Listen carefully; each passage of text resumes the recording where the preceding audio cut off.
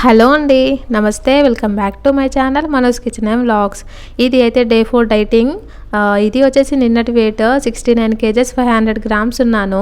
నిన్న అయితే 2 పూటల రైస్ తిన్నాను, ఇంకా చికెను అలా తిన్నాను. ఇంత తిన్నా కానీ ఎలా అబ్బా ఒకేసారి 350 grams తగ్గాను అని 2 times అలా చెక్ చేశాను. కానీ అప్పుడు 2 times చెక్ చేసినా 3 times చెక్ చేసినా కానీ అలానే చూపించింది వెయిట్ అయితే. ఈ మధ్య నేనైతే డైలీ 5 or 5:30కి అలా లేస్తున్నాను. ఇంకా మార్నింగ్ లేచిన తర్వాత డైలీ 1 hour అయితే నా కోసం స్పెండ్ చేసుకుంటున్నాను. ఒక హాఫ్ అన్ అవర్ అయితే వాకింగ్ చేయడానికి, ఇంకొక హాఫ్ అన్ అవర్ అయితే ఎక్సర్సైజ్ చేయడానికి.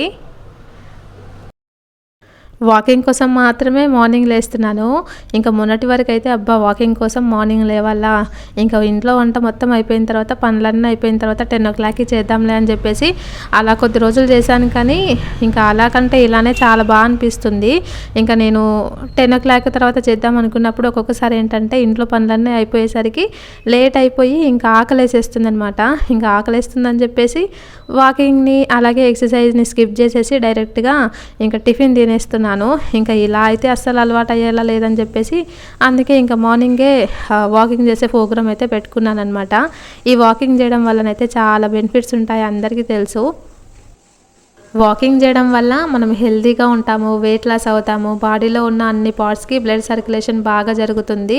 ఇంకా మనకి డయాబెటిక్ ఇవన్నీ కూడా రాకుండా ఉంటాయన్నమాట, షుగర్ అలాంటివి కూడా. ఇంకా అలాగే మన బోన్ స్ట్రెంగ్త్ పెరుగుతుంది, మనకు ఇమ్యూనిటీ పవర్ పెరుగుతుంది. అలాగే మనం యాంగ్జైటీ, డిప్రెషన్ ఇలాంటివన్నింటి నుండి కూడా మనకి మంచిగా రిలీఫ్ని ఇస్తుంది. అలాగే మనం ఎండలో కనుక మార్నింగ్ టైంలో వాకింగ్ చేసామనుకోండి, విటమిన్ డి కూడా ఉంటుంది. మనం ఈవినింగ్ టైంలో ఎక్సర్సైజ్ చేసామనుకోండి, బాడీ కొంచెం స్ట్రెయిన్ అయిపోయి ఇంకా నైట్ అయితే బాగా నిద్ర వస్తుంది. ఒకసారి ఖచ్చితంగా ఇలా ఒకసారి ట్రై చేయండి. మీకు నిద్ర రాకుంటే ఈవినింగ్ టైంలో అలా ఎక్సర్సైజ్ చేయండి, బాడీ అనేది కొంచెం అలసిపోయి బాగా నిద్ర వస్తుంది. మా ఇంటి నుండి మా అమ్మాయి వాళ్ళ స్కూలు జస్ట్ ఒక 400 అలా మీటర్స్ ఉంటుంది అంతే. అంత దూరం వెళ్ళొచ్చేసరికి అయితే ఈ వాకింగ్ చేయకముందుకు నాకైతే ఎలా ఉండేదంటే ఆయాసం వచ్చేసేది. ఇంకా ఈ వాకింగ్ చేయడం ఎప్పుడైతే స్టార్ట్ చేశానో మంచిగా, అప్పుడైతే కొంచెం బాగా అనిపిస్తుంది అనమాట. అలా ఆయాసం కానీ ఇంకా అలా ఏం అనిపించట్లేదు. వాకింగ్ చేసిన తర్వాత హనీ వాటర్ అయితే తీసుకుంటున్నాను. ఇంకా ఈ హనీ వాటర్ అయితే స్టాప్ చేయాలనుకుంటున్నాను. డైలీ ఇదే అవుతుంది, దీనికి బదులుగా ఇంకా వేరే డిటాక్స్ డ్రింక్స్ అయితే ట్రై చేయాలనుకుంటున్నాను. ఇదైతే స్టాప్ చేసేస్తాను. ఇంకా ఈరోజు కర్రీ అయితే క్యాబేజ్ ఫ్రై చేశాను. ఇందులోకి శనగపప్పు వేసి ఫ్రై చేసామనుకోండి, పచ్చిమిర్చి వేసి టేస్ట్ అయితే బాగుంటుంది. సింపుల్గానే కానీ బాగుంటుంది అనమాట టేస్ట్ అయితే. దీనికి కాంబినేషన్గా పప్పుచారు చేశాను. ఇలా అయితే కొంచెం శనగపప్పు, పచ్చిమిర్చి అవన్నీ వేసి అవి ఫ్రై అయిపోయిన తర్వాత కొంచెం వెల్లుల్లి కూడా దంచేసి వేయాలి. ఇంకా అలా పసుపు కూడా వేసేసి క్యాబేజీ వేసేసి ఉప్పు వేసేయాలన్నమాట. ఇది బాగా ఉడికిపోయిన తర్వాత లాస్ట్లో కొంచెం ధనియాల పొడి, కరివేపాకు, కొత్తిమీర అవన్నీ వేసేయాలి. సింపులే కానీ టేస్ట్ బాగుంటుంది. ఇంకా మెయిన్గా దీంట్లో అయితే కాల్చిన కొబ్బరి అది తురిమి వేసేస్తానన్నమాట, బాగుంటుంది. ఇంకా అది ఫ్రై చేశాను కదా, దానికి కాంబినేషన్గా అయితే చారు చేశాను, పప్పుచారు. ఇందులోకైతే వెజిటేబుల్స్ ఉన్నప్పుడు వేస్తాను పప్పుచారులోకి, లేదంటే ఏం వేయను. ఈరోజు వెజిటేబుల్స్ ఉన్నాయని చెప్పేసి ఇలా అన్నీ వేసేసాను అనమాట. రాడిషు, క్యారెట్, అలా గుమ్మడికాయ అవన్నీ వేసేసి ఇలా అయితే పప్పుచారు చేసేసాను.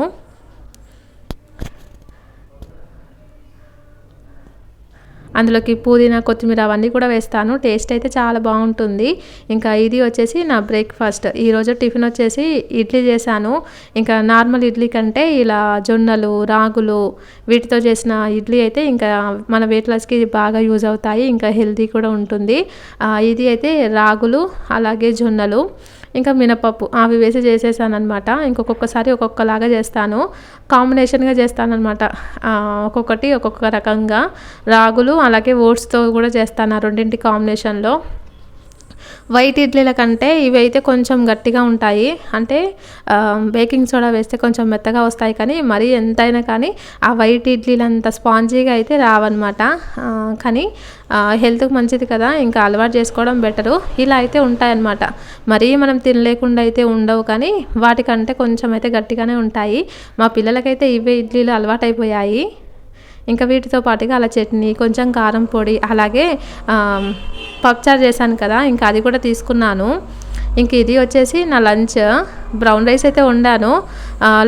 ఫస్ట్ టైం వండినప్పుడు కొంచెం గట్టిగా అయిపోయింది, వాటర్ తక్కువగా వేసానని చెప్పాను కదా. ఈసారి అయితే మెత్తగా మంచిగా ఉడికిపోయింది. ఈ బ్రౌన్ రైస్ అయితే ఏంటంటే ఎంత మెత్తగా ఉడకబెట్టినా కానీ అది కొంచెం అలా గట్టిగానే ఉంటుందంట.